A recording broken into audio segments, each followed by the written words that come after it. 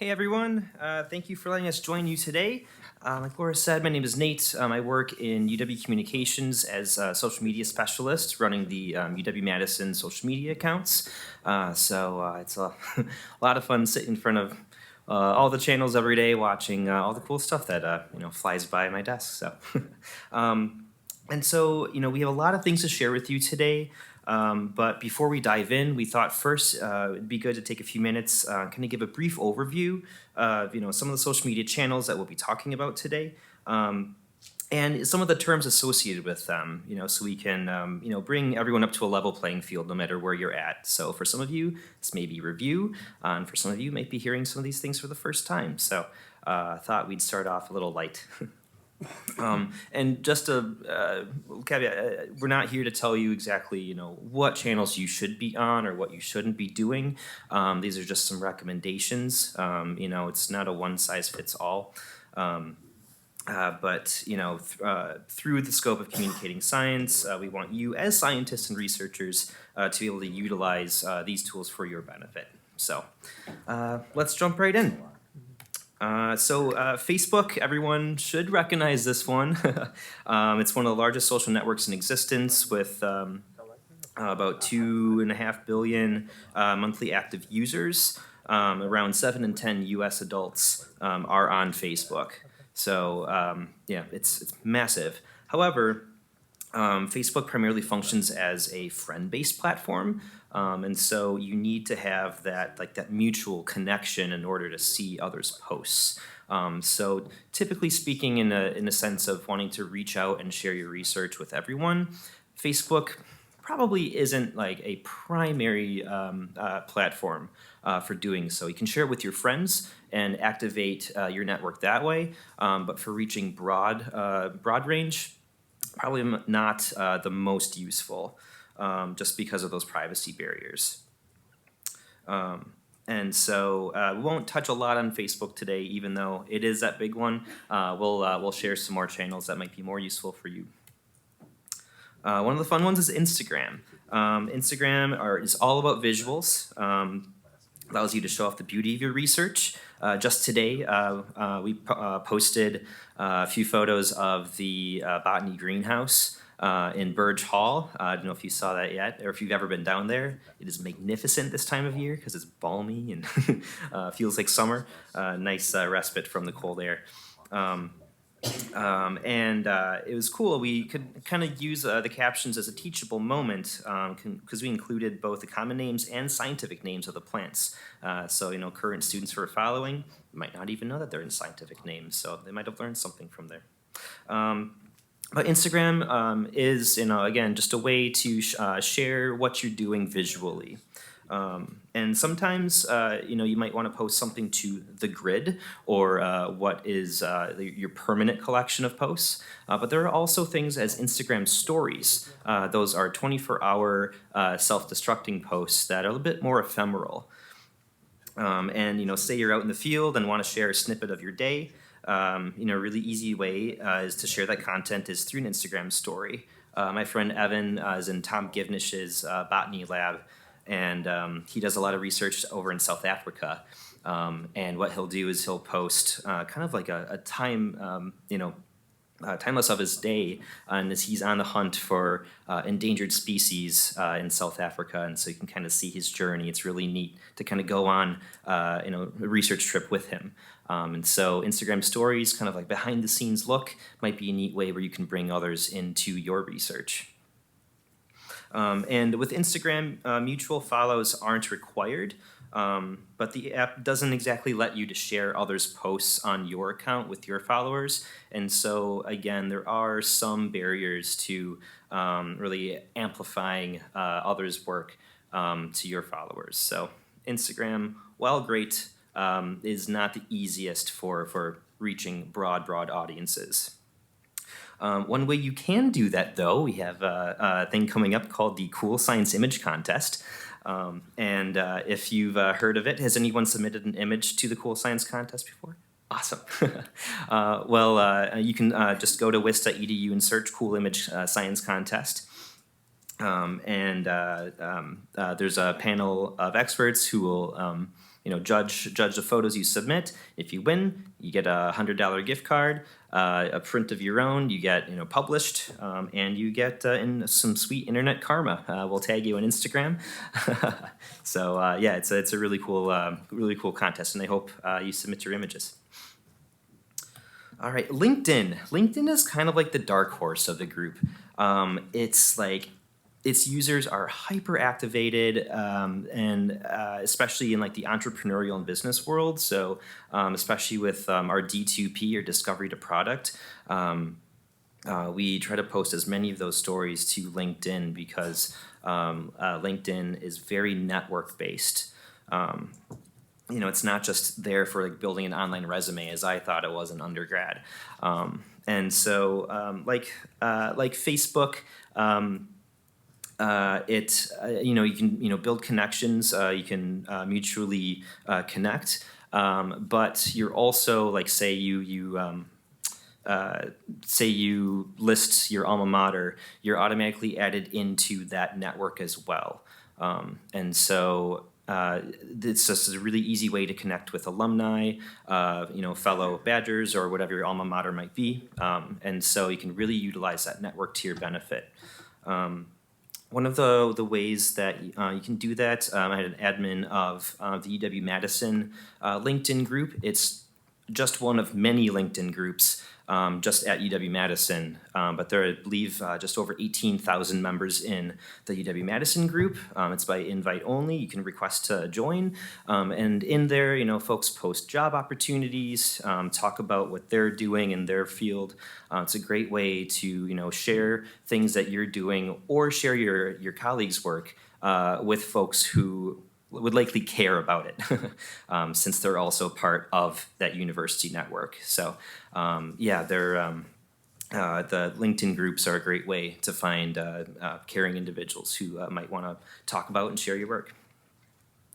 All right, a very, very big one is Twitter. It's a beast of a bird, and this is where I spend a lot of my daily work in my job.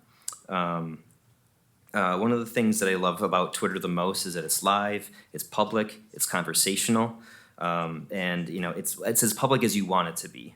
And everyone is more or less on a level playing field. You start out, this is actually how I started out in my job. I tweeted at the Chancellor, Biddy Martin, at the time, wanted to get a quick meeting with her, and showed me how I love social media, because she was really active on Twitter, and we got a photo with her, and here I am in my job today. A few more steps involved there, but but yeah, Twitter is really easy to use, and it's conversational. If you have an open account and tweet something cool or profound that resonates with folks, you have the potential to make it big. Just today, we shared a story that Kelly will talk about a little later. Steffi Diem, she'll share an example of an engineering physics professor at UW who had her own viral moment on Twitter earlier this month, after she proved her now ex-boyfriend wrong about something he said to her. So #WomenInScience, love it. Two essential things you should know about Twitter are the difference between hashtags and handles. Hashtags help organize conversations and make it easier for you to find them. So if you're at a live event like a AAAS meeting, and you want to tweet a takeaway or see other folks that are talking about the meeting, you just search #AASMTG. That's the official hashtag for it, and you can see other people tweeting about it. Tweet your own thing and start conversations, or quote tweet someone who might have shared something profound. And so it's a really easy way to find people talking about things similar to your interests. Oftentimes, if we're sharing a research story about canine cancer, you might have seen a story about Scout on the Super Bowl commercial. Might hashtag just hashtag cancer. So it's ways that folks who are looking for those conversations might more easily find the things that you're talking about. So really, really easy way to network with folks that way. And so handles are different. It's kind of like your username. And so if you at someone using the @ sign or tag them in a tweet, they'll get a notification. So it's a mention or using their handle is a way to kind of get their attention. If you really want to tell Delta about all the details of your flight, you @ Delta or you mention them, and you'll likely get a response back. And if you say something positive, I see this all the time. If someone is talking about something cool that they did at UW-Madison, I'll get a notification about it, and it's pretty likely that you'll get a retweet if it's something pretty cool. And so a retweet means that it'll go on to the UW-Madison account, which has 180,000 some followers, and so that really amplifies the tweet of the individual. So again, really easy way to get your word out in front of a broader audience. All right, last but not least, we'll talk about Reddit today. Reddit is known as like the front page of the internet. I spend way too much time on it, but it's really cool. What Reddit is a public forum, with tens of thousands of topics and interests for you to choose from. It's democratic too, through a simple like up and down voting process. The best posts tend to rise to the top. And those topics or interests are known as subreddits. There we go. And subreddits are similar to hashtags on Twitter in the sense that they help organize conversations by topic. So one subreddit I want to tell all of you about today is R Science. It's about 23 million subscribers or users on that on R Science. And so like if Chuck E. Cheese is where a kid can be a kid, Reddit is where a nerd can be a nerd. Sign me up. R Science is you can kind of get a preview of it here, and what you see on the far left side are those numbers. Those are the upvotes, and so day by day you can sort by the top posts. There are a lot of different topics within our science, so you can even hone it down even further into specific areas of science using those colorful ovals called flare. And so you can post links, tweets, start your own conversations in Reddit. And one of the cool things about Reddit is that they have these things called AMAs, or Ask Me Anything. And that tends to feature experts from all over, where you can basically interview these experts on your own. So it's like a one-on-one interaction with the eyes of the world on it. You get a chance to connect with those folks. We've run a few of AMAs of our own. Kelly might speak about this later too, but we featured John Hawkes and Eric Wilcox and their work on the Origins project. If you remember that back from 2018, it was a really cool project that we did. And folks from all around the world were able to submit questions and have those two answer them. So it's a really neat way to connect with scientists, ask them about interesting aspects of their research. And one last thing I want to mention is the ELI5 subreddit, Explain Like I'm 5. Basically just helps you break down complicated questions or problems into simple explanations. So I hope that this little preview of what we're going to talk about today was explaining it like I'm 5. Make it a little easier for you to understand. So with that, I will turn it over to Dietram.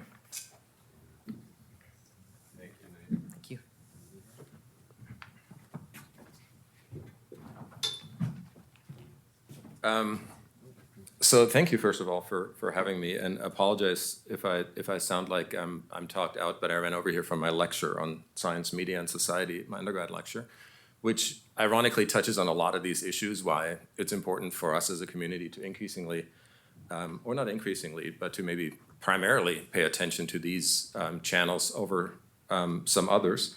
And we can talk about to which degree that's an overstatement or not later on.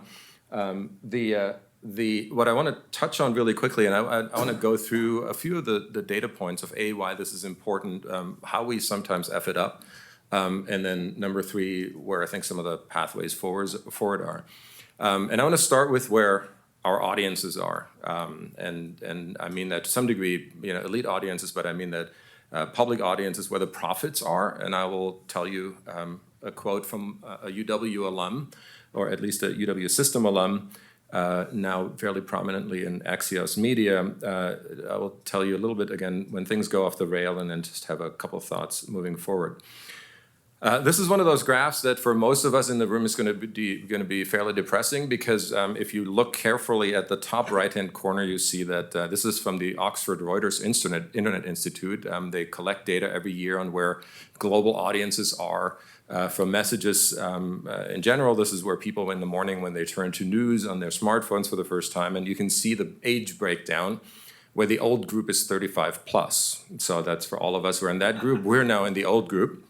But that doesn't make the graph any better or any less dramatic because it's actually a really well done graph. If you split the graph in the middle where Instagram is, and everything Instagram and left of is algorithmically delivered news. So this is news that's delivered to you on a timeline that is curated in some way, shape, or form based. Who are you? Your friends? Where's your location data, what have you searched for, what hardware are you using to search, and so on and so forth. So lots of factors, your social network, that feed into what kind of order your Twitter feed, your LinkedIn feed, your Facebook feed, all the things that Nate just talked about. And on the right, you basically have traditional news, right? So the people who in the morning go look at news directly, get news alerts from the New York Times and on the Wall Street Journal on their phone, or have aggregators like Apple News and so on and so forth. And you can see where the age distribution is. The age distribution toward the right, meaning older folks, are still using news in very traditional ways, and toward the left, you have younger audiences who get their news largely driven by algorithmic delivery. And if we like it or not, this is the future. When I ask in that class that I teach that I just came from, how many people have a subscription that is not Spotify, or maybe Netflix, which they share with 3 other apartments, no hand goes up. Meaning there is no subscription-based news model anymore, and there won't be. These kids won't go. And that's not a good thing or a bad thing. That's just a reality of our modern news environment. And that's partly driven by how we've done profits and how we structured profits. And a lot of the news we now refer to as algorithms as editors. Laura Helmuth was here as the science writer in residence, I want to say 2 years ago. She's the science editor for the New York Times, for the Washington Post, excuse me. And she describes quite vividly how they A/B test any headline that goes live, meaning a news story goes in 5 different versions with 5 different headlines. And within 15 minutes, they know how well that news story does in terms of how often it's shared on Twitter, how much traffic, how much engagement it gets on various social channels. And that story is the one that ends up being the one that goes on the Washington Post website and that they go with. Sometimes when you do a Google search for an article that somebody sent you and you just have the title and you phrase search for it on Google, you'll get a slightly different title, but it's the same article. That's when you realize that you actually got the story that eventually ran rather than the one that you initially encountered. So algorithms drive what's in front of us rather than editorial choices like we did even 10 years ago. But of course, every single piece of news, and now we have in the latest Pew data, 7 in 10 people say they find science news routinely on social media. If that's Facebook, if that's Twitter, if that's the Google search, none of us get the same timelines. Even if we have the same friends, we have the same networks, and I mean the exact networks, we still will get different timelines because we have different behavioral patterns, different network patterns that feed how those timelines are curated. So that has huge implications for where profits are coming from. And this brings me to our UW Systems alum. This is Jim Vandehei, who got a degree from Oshkosh a long time ago and then went on to a great career in journalism, including the Washington Post, then co-founded Politico, which many of you will know is one of the first primarily online news outlets. It had a print footprint in DC, it was largely online, and now runs Axios. And he at some point said something to the New York Times when he was asked about where he sees news going. And this is what he said, and I think it's a really telling statement. We're going into an age where it is not cost effective, and survival will depend on giving people what they want. And the second part is really important, spending very little money on things that people don't want. And science happens to be very often one of those things. In surveys where people know what they're supposed to say, even in surveys where there's a high social desirability bias, 15% of the American public says that they're very interested in science. Now, does that mean that they won't pay attention to it if it ends up in front of them? Absolutely not. And I think this is the point of today. but it has to get in front of them through all these algorithmic filters and so on that we talked about. So why is it worth trying? And why is it really important to try? And why is all the work that Nate and Callie and hopefully many of us here at the university do so important? And it's partly because unless we really do this well, it can go pretty poorly. And I just want to show you some people that are considered prominent science communicators in some of the tweets that they've put out. This is Michael Mann, climate scientist at University of Penn State, who won a public engagement award from the AAAS, the American Association for the Advancement of Science, 2 years ago, basically saying nobody with an R next to their name, nobody who's a Republican is safe to have in Congress. Now, you may agree or disagree with that statement, but I think we can all agree that attacking the one group that you really want to talk to when you talk about climate change, and that is conservative audiences, with an opening statement is probably not going to win over hearts and minds and may not be the best way of conducting Twitter traffic. Richard Dawkins, of course, who can't imagine and fathom, who holds the chair in science communication, ironically, that anybody who has concerns about embryonic research holds any reasonable viewpoint. And then Neil deGrasse Tyson, who I'll maybe unfairly single out here, but posts on Christmas Day that this day a long time ago a child was born who by the age of 30 would transform the world. Happy birthday, Isaac Newton. Funny, I totally agree with you, but trolling Christians on Christmas may not be the way to signal to our audiences that our values align, that the values of science and the values of a highly religious audience that may sometimes have concerns based on those religious views. So I think there are some examples, and a lot of these I'm picking as hyperbolic examples that don't always represent even the work of those folks.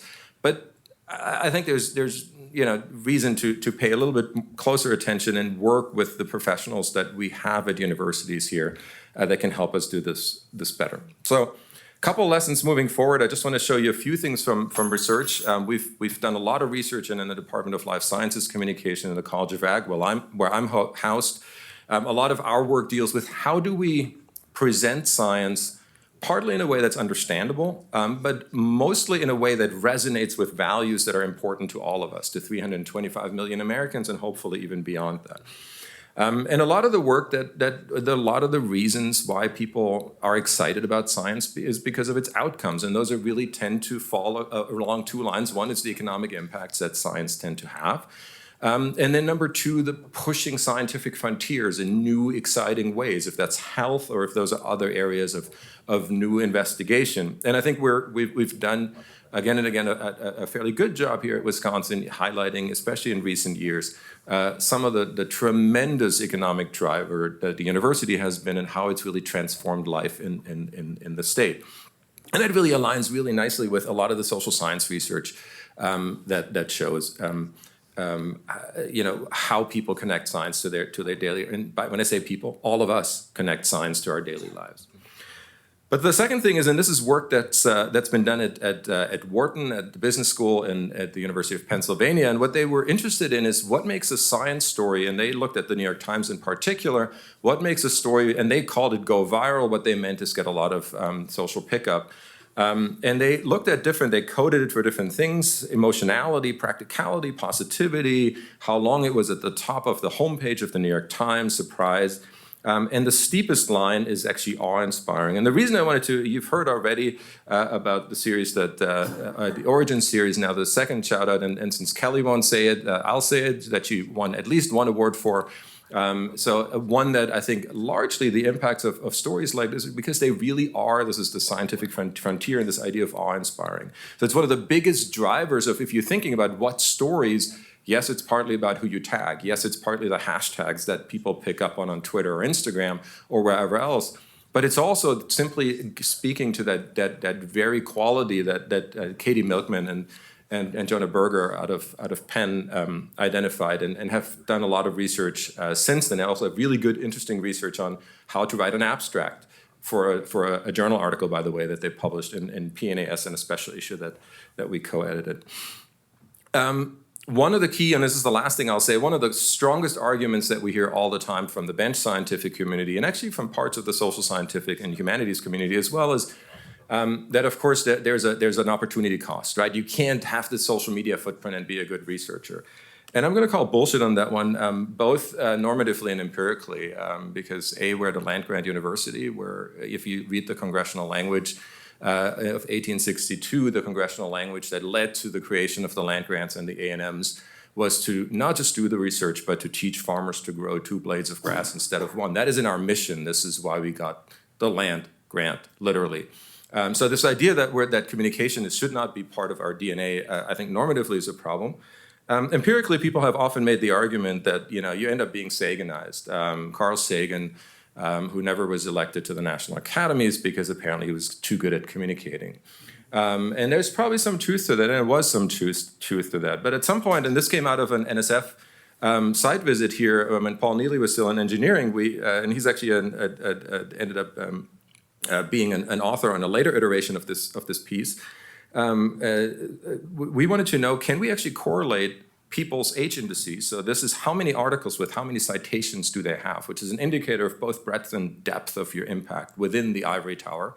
So how good a scientist are you? And this is not the only indicator. I don't want to overstate it, but it's one indicator.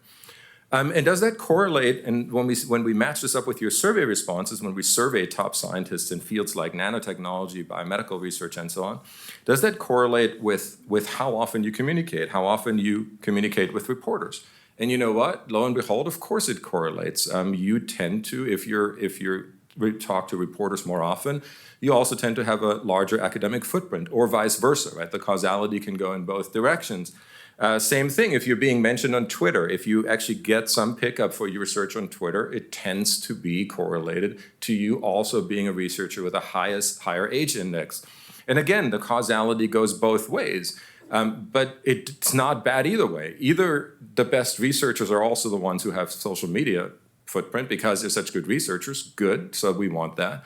Or you have more of an academic footprint because you also have social footprint. Well, that's also not a bad causality. So no matter which direction the causality goes, it's a good thing. And our data are actually lagged over time, so it really suggests that the causality is the way I'm suggesting here. The one I want to show you, though, is, and this is really to highlight the point of why we're here, is the interaction of social media and interacting with traditional journalists. And I'm just going to show you the graph. This is the last graph I'll show you. And basically on the x-axis, you see how often people interact with reporters and then where the H indices are. And for those of you who are academics, you know how high these numbers are here, between 30 and 60. These are pretty high numbers for H indices. So the people that we talk to in surveys are all leading researchers. And interacting with reporters, it's not a bad thing, but it doesn't really make that much of a difference once you're in that stratosphere. What does make a difference, though, is for the people who are on top of that are also mentioned on Twitter. So the people who are, that really long red line is the one of people who are mentioned on Twitter and who talk to reporters. So who really are embracing this idea of the Wisconsin idea and public scholarship that I think is, for me at least, is what makes this place so unique. And that, just as I said earlier, I'm calling bullshit on that. Did I say bullshit earlier? BS? I can't remember. So now I did call it bullshit, both normatively and in this case also empirically, because the data just don't bear out, and we're not the only ones to have shown this. So I'm going to leave it with that and turn it over to, I think, Nate and Kelly again.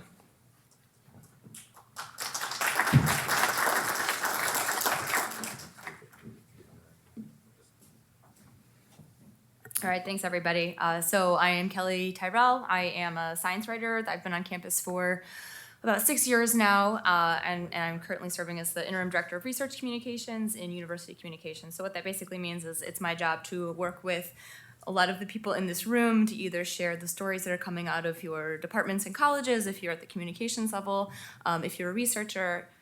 We are often working together so that I can translate your work into stories that are accessible to people outside of your field. So a lot of the kinds of communication that traditional reporters do, but I consider my town that I cover, the university.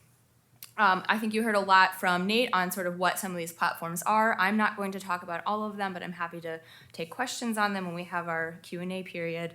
And you also heard from Dietram, who shared with you a lot of the empirical data that justifies some of the uses of social media. I think he can talk about ways we shouldn't think about social media as well in a Q&A. So what I really wanted to share with everybody is reasons why you might consider using social media, and doing that through examples, primarily through colleagues here on campus. As Dieter mentioned, we're a land-grant institution. I think the imperative to get outside of the university and interact with the public is probably a little bit stronger here than in many other places. And that is reflected, I think, in our social media presence. And I think kind of pegging off of what Dieter just mentioned about H-index and status in the field, a lot of the people here, I didn't cherry pick the best known scientists or the biggest names. It just so happens they tend to be on social media a lot more. You probably recognize John Hawkes. He's a prominent anthropologist here, was part of a team that discovered a new human ancestor a few years back, which did prompt that Origins project that you heard a little bit about earlier. He's on Twitter quite a bit. He's also on Instagram. So among the reasons that I see scholars here on social media is often to share their own work, but also to promote the work of their colleagues. And I think that's especially true once you get to John Hawkes level, Monica Turner, Steve Carpenter. These are people who have been in their fields for a very long time, and they see it as their imperative to help bring their colleagues along. Jacqueline Gill is a graduate of this institution. She got her PhD here in 2012. She's now a professor at the University of Maine. She has 80,000 followers on Twitter, which is a really, really large number, especially for somebody who studies organisms that have been dead for thousands and thousands of years. She's a paleoecologist, but she's really made a name for herself on social media. This is just an example of one way you might consider using something like Twitter. She's live tweeting, which means that she is at a talk. It happens to be with her former PI here, Jack Williams, and she is literally going onto Twitter and capturing what he says on that format. Now, she doesn't use hashtags here, but as Nate mentioned, hashtags are a way to categorize a conversation, and so if she had been at a particular meeting, she could have used a hashtag, and anybody could then follow this conversation using that hashtag. Otherwise, they know to follow her, and they get this conversation. So it's can be a way to share sort of in-the-moment work. It's often used by people on our campus and elsewhere to recruit students and postdocs. I've seen people advertising some of the cluster hires that we have on campus. There's a very robust science community on Twitter. There's also a very robust science communication community on Twitter, and we can talk about that a little bit later. But what that means is there's often an opportunity for these spaces to collide, and they do, but it also means that these can be good gathering spaces to reach the kinds of people that you are interested in reaching. So to that end, this is the only slide I have on LinkedIn. It's, to be honest, not a platform that I spend a lot of time on, but the two examples I've pulled here, Lucas is a graduate student on our campus, and he appears to be using LinkedIn as a way to sort of assert some expertise and find a way to connect with other people who are interested in this particular industry. And Sam Anderson is a postdoc and also a former graduate student here.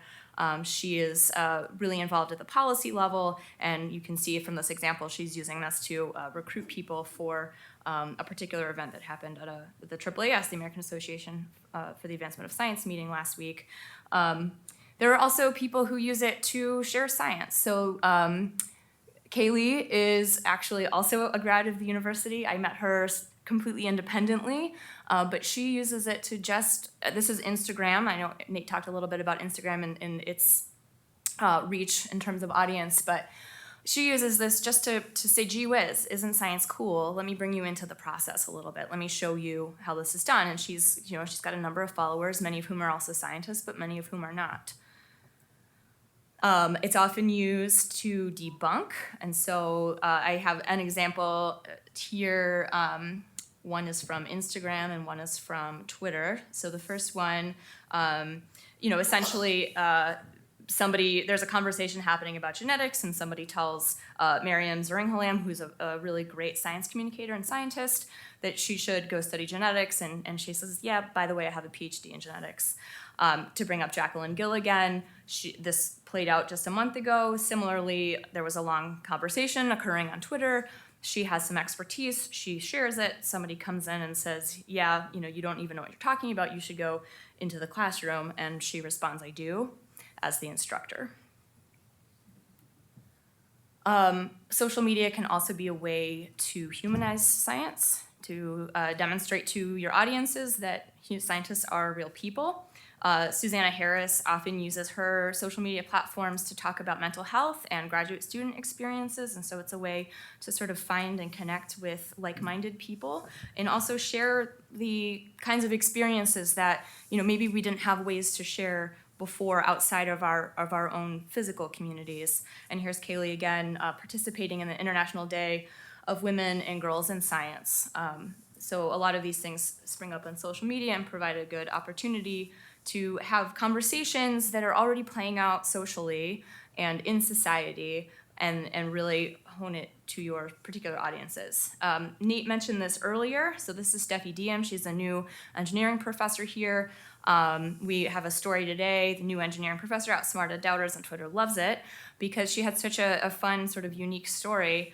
Steffi, when she first got here, was really just kind of reflecting on her career trajectory and decided to take to Twitter, thinking that she'd maybe get a couple of people who liked it, maybe a friend or two to retweet it, not expecting that if you see some of those numbers at the bottom of that black box, 818 people commented, 2,000 people retweeted it. She had almost 49,000 likes on Twitter. And this was just her taking a moment to reflect. In her first year of undergrad, she had a boyfriend who told her she wasn't smart enough to get an engineering degree, and here she is now as a professor.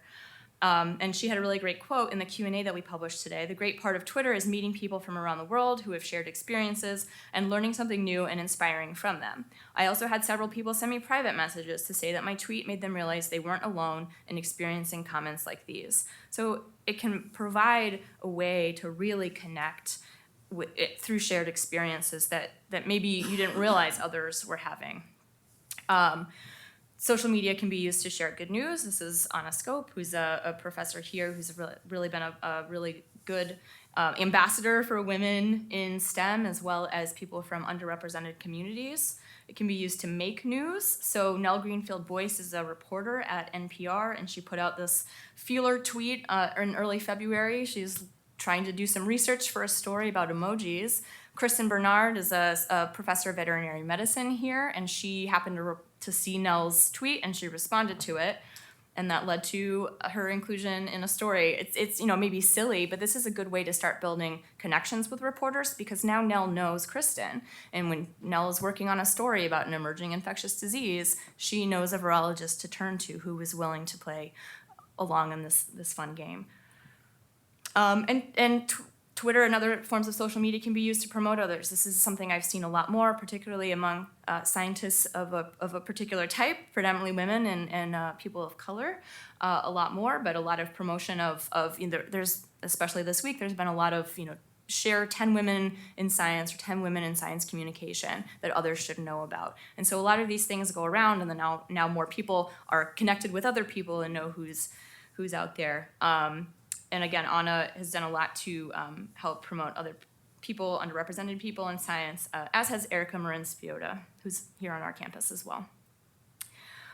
This one feature of Twitter are lists, so you can sort of collate people or topics that are of interest to you. For instance, I also am a runner in addition to many of the other things, so I have a running list. So all of the people on Twitter who talk about running or who are runners, I can put them in one stream and see just their news in my feed. And so Catherine Hayhoe is a preeminent climate scientist who now works more in the policy space, but she has a whole list that other people can subscribe to called Scientists Who Do Climate. So if this describes you, you could go to Catherine's list and find other people in your field or in other fields, and often being used to tackle tough subjects. So Marshall Shepard, he is a meteorologist based in Atlanta, and he's sharing some of his experiences as told through this Forbes story. And then I think social media allows scientists to have a voice in a way that perhaps didn't exist before. I won't belabor you with reading all of Jacqueline's tweets here, but she kind of takes this moment to reflect that she's been on Twitter for a decade, and so many of these things have happened in that time, including holding people accountable, having arguments in the public sphere, and really just kind of pushing the needle in science. So what I wanted to leave you with is that not all social media is for everyone. there are many platforms, as you've learned today. There are lots of reasons to use it or not use it. But hopefully this gives you a little bit more of a foundation if this is something you're thinking about or really just kind of getting started in. Or maybe you've been on social media for a long time and you're looking for a refresh. So I think we want to go ahead and open it up to questions. Yeah, you want to come up? I will start, if that's okay, and I'll ask the two of you a question.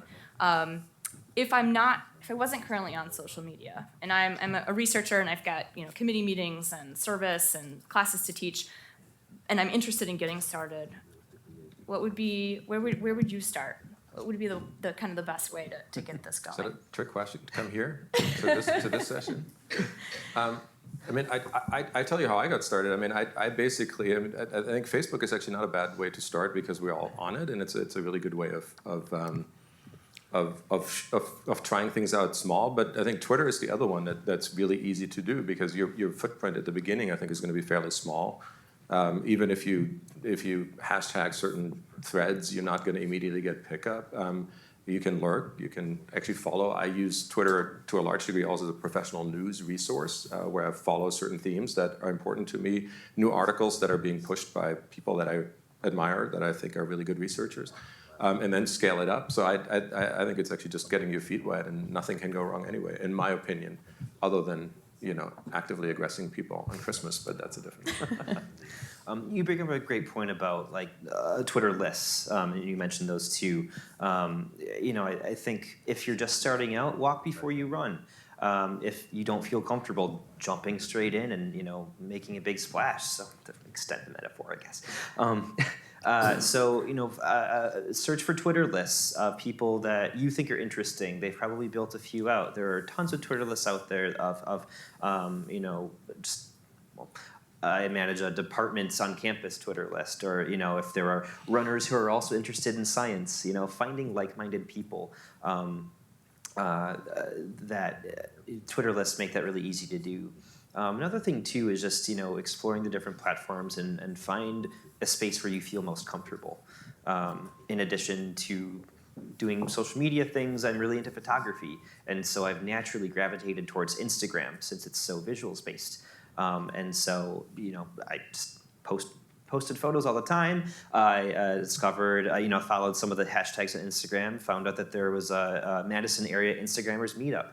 And so I went to that, made some friends outside of the university. And today, they're still some of my really good friends that we, just were able to, build connections off of something as simple as a social media platform.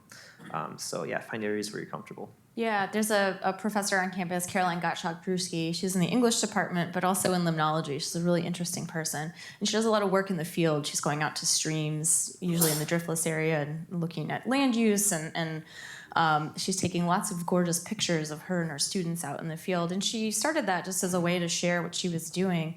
But it's become a really interesting place to see the kinds of questions that she's interested in. And so it can be totally just a personal thing that you do, which I think lends itself to some questions about, how do you manage personal versus professional. But yeah, I lurked on Twitter for a long time before I really started engaging. And so that's also an opportunity. You can be there without engaging.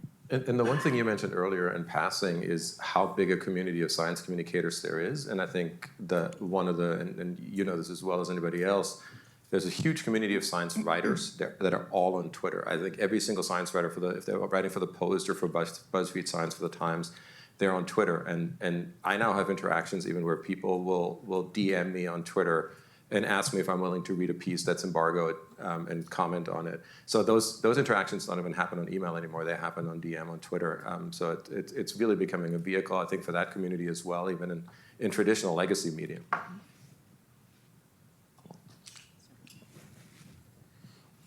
Hi, and thank you. I was wondering if any of you have advice. I'm a graduate student, and I don't post that much because I'm a little bit concerned about people stealing my research, ideas and direction. Can you comment on that? What is the risk? Is that something to be worried about? How do I navigate that? I'd like to share my research without giving people my future plans. I mean, I think this is something I navigate as a communicator here on campus, right? I'm working with scientists once they have submitted a manuscript. They know that all of that data has been collected and it's going to be published, and I write a story that's timed to when that publication comes out, so we're not sharing anything and jeopardizing your work. But we often work with researchers who are sort of at the exploratory stage of their work, right? Because oftentimes the best stories happen along the way, right? By the time you get to a manuscript, the work's been done, there's nothing to see, everything's been tidied up and neatly packaged. And what I find really interesting as a science writer is the messiness of science and the process, right? And when I'm communicating, I'm often trying to convey the process, because the publics often have the idea that science is a collection of facts, and I think that it's important to show that this is a work in progress, right? Our knowledge is always evolving. I think it's going to be up to you. I don't know what field you're in. I don't know, what kinds of things you would or wouldn't be sharing, but figuring out how much you can share without the risk of being scooped. But I think the things that you share on social media are often so generic or can be so generalized that you're probably not going to give away, exactly your protocol or your sample size, things like that. And jumping off of that, I think one of the things that we haven't talked as much about yet is what are you trying to do with whatever communication you engage in? And I mean, this is almost 101 for us who do research and teach in this area. But a lot of us have said, well, we're not really all that much on LinkedIn. This is not a big platform. Because LinkedIn does something very specific, right? It's actually a great tool for alumni relations, for instance. Your departments use it more and more to connect and keep connected to their alumni. But it's probably not the best tool to do visual communication or other things. And I would push that a little bit further. I'm not sure that even after doubling it from 140 characters, that 280 characters is the best way of having in-depth conversations about research ideas. And I put it more bluntly, I don't think it is. If you want, discussions of early research, there's archive, there's pre-publication review, and so on and so forth. I think there are lots of platforms, some of which are semi-social, but a lot of them are not, where that's a really good platform for meaningful debate, for meaningful feedback, for pre-publication review, and so on. I don't think Twitter is necessarily the best platform for that. So long story short, I think, what do you want to get at, or what do you want to get out of the communications, and then you kind of tailor your channel to some degree as well. And I'm sometimes torn. I actually do use Facebook. You said this earlier.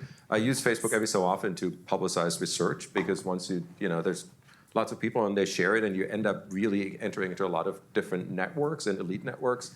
But that really depends. So sometimes I'm torn. Am I going to go on Twitter or on Facebook? Am I going to do both? Am I going to be really obnoxious by posting the same thing 3 times and so on? So it's figure out what you want to do and then pick the right platform.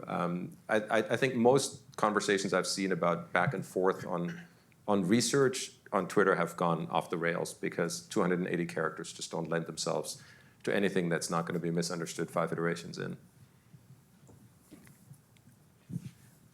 So I have a question for you guys about researchers using social media. I'm a professor at Department of Horticulture and also a state extension specialist. My program works on the impacts of agricultural production on water quality and water quantity in Wisconsin. And I personally use Twitter. Every time I want to tweet something about my research, I always want to, have to think about it if this tweet will trigger a conversation that's going to be politically controversial, because there's ongoing sort of not fight, but conversation between the agricultural industry and the local residents that who to be blamed for contaminating the water, having high nitrate in the groundwater. And so there's a lot of conversation going on. Sometimes there will be finger pointing, but as a researcher in the middle ground, I do not want to start those fight or conversation. Every single time I start to tweet, I have to think about it. So what is you guys' advice on this kind of issues as research? I want to be objective and scientific, but don't want to trigger those fight.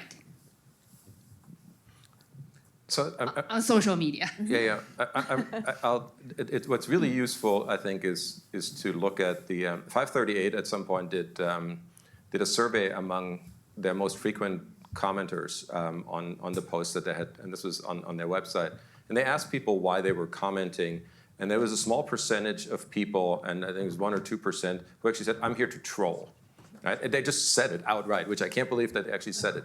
But the point of the story is, I think it's unavoidable. Somebody will go crazy on some post, and it's just a matter of probabilities. It's not a matter of you doing anything wrong.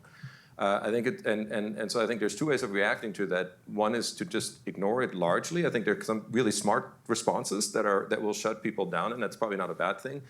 But I think there's also some battles or some hills that are just not worth dying on. That's my big philosophy on this one.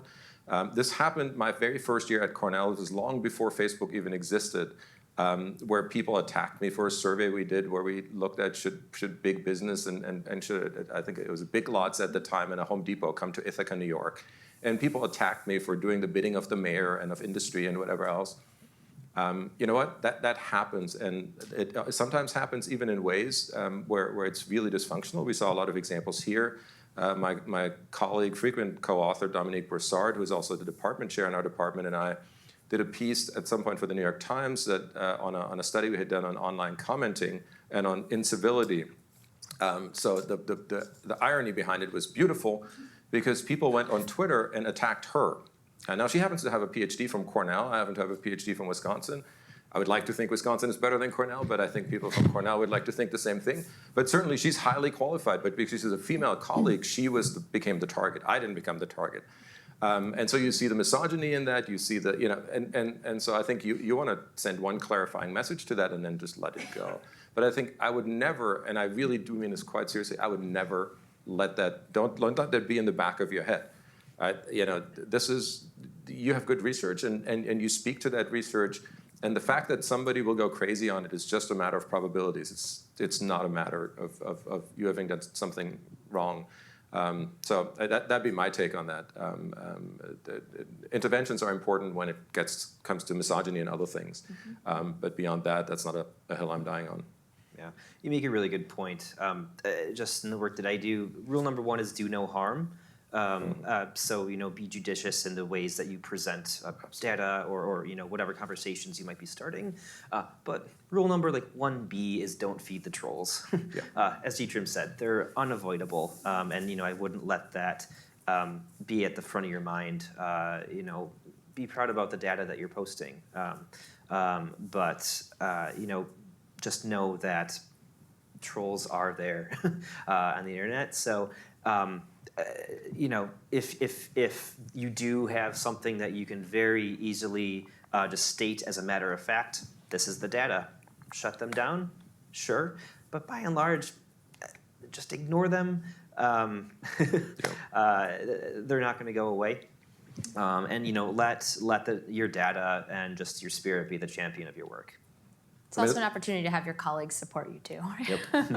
And there's also feeding the trolls feeds the algorithm, right? The more engagement around certain comments you produce, the more back and forth, the more highly ranked those things will be on a timeline. Mm-hmm. So there's actually some real value in just letting it tumbleweed its way out into the ether.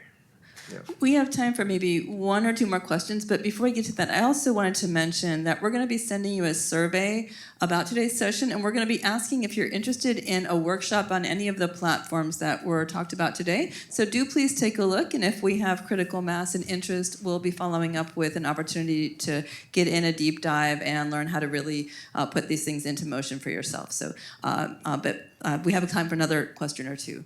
Okay, thank you for a very interesting panel discussion. You alluded to this, or you gave a slight answer to this question, but the use of multiple platforms at the same time. You use the term obnoxious, but at the same time, you see that a lot. Any kind of rules or recommendations, if it should be pick the one and just use that, or cross posting between different platforms? I think it matters and depends on what audiences you're trying to reach. If you have, different audiences, so like to look at the UW-Madison accounts, Instagram is primarily current and prospective students. Twitter, my primary audience that I talk to are folks on campus, whether they be faculty, staff, or students. And Facebook is generally alumni. And so, be mindful of the audiences you're trying to reach, and if it's a message that you want to reach all audiences for, go for it. But if I'm going to be talking about a prospective student event coming up, I probably won't post that on Facebook, because Facebook, I'm generally talking to alumni and the general public. I don't know if that answers your question, but just being mindful of audiences. Yeah, and there's also sometimes a way, at least that's what I end up doing, to take the same content but package it slightly differently. Yep. So let's say for Facebook, right, you put a graph from an article in there, and people will actually engage with the numbers on that graph because it's large enough, it's on their feed and so on. For Twitter, we know that you get more traffic if there's a picture along with your tweet, but it doesn't really matter what that picture is. It's just that there's a graphic that makes it stand out. So that would be a different type of content, and maybe tying into a thread or something else that's ongoing where I want to be heard as part of that thread. And so for Twitter, it may be a more generalist thing tying to a larger conversation. For Facebook, it may be engagement with a very specific graph or piece of data. So even repackaging the same content for the specific modalities of the platform, I think, goes a long way of not being obnoxious, as I said earlier, or being less obnoxious. We have time for one more, that one right here, and then we'll wrap it up. Thanks. So there are a lot of other platforms out there that weren't mentioned today, like ResearchGate and academia.edu, and I personally never know what to do with these because they seem quite time intensive, like they want you to upload papers and everything else. And I don't know if they're good platforms to use or if they're good for certain kinds of issues. If you could comment on that, that would be fantastic. Thank you. So I'll give you, there's some, and there was a piece in Nature that looked at the use of those platforms, and I think there's probably two layers overall, right? So that most major data companies, Google has Google Scholar, Microsoft has Microsoft Academic Research, which is now in their third iteration, but they're still keeping it alive and actually investing quite a bit of money in it. And then some of the other ones that are basically publication platforms, and I think those are really useful for a variety of ways, including now if you on Google Scholar, following other people, getting algorithmically derived recommendations of what articles you might find useful yourself. And actually for me, that has every so often produces really interesting content, especially globally, that I wouldn't have paid attention to in other countries. The layer below that, the really below is, I don't mean that as in worse or better, but our ResearchGate, academia.edu, those kinds of places that are basically Facebook for academics. My take on this is that they're largely being used to illegally share PDFs so that you can post PDFs that other people can download, and hoping that people will download them before all of those platforms get shut down. I'm not sure if there's really enough data on broad pickup to see if there's any impact on other scholars. I know that ResearchGate tried to have a score, and you can get that score up by answering questions and so on. You can have an impact score, but I haven't seen any piece of data and any piece of evidence that has looked at the effectiveness and how much that has correlated to people's impact. Maybe you guys know this better, but I don't, but I think I would go back to what you said. It depends on what you want to get out of the platform True. in general. And are you achieving the outcomes that you're looking for, or is it just becoming a waste of your time? I spend very little time on either nowadays. Great. Okay, so we'll leave it there for now, and please join me in thanking our panel for a great discussion. Thank you.